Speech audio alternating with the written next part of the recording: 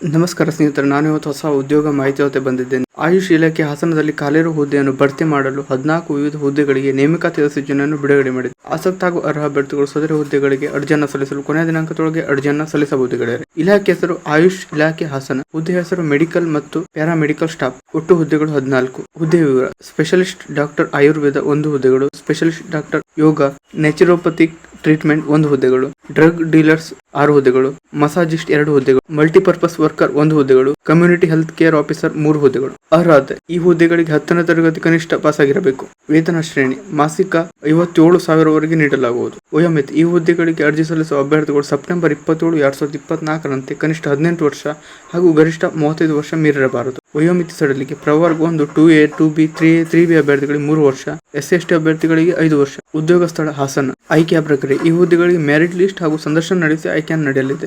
ಅರ್ಜಿ ಸಲ್ಲಿಸುವ ವಿಧಾನ: ಆಸಕ್ತ ಅಭ್ಯರ್ಥಿಗಳು ಆಫ್ಲೈನ್ ಮುಖಾಂತರ ಅರ್ಜಿಯನ್ನು ಸಲ್ಲಿಸಬಹುದು ಗೆಳೆಯರೆ.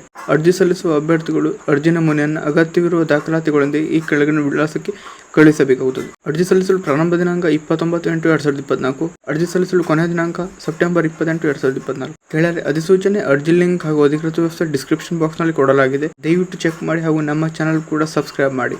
ಧನ್ಯವಾದ.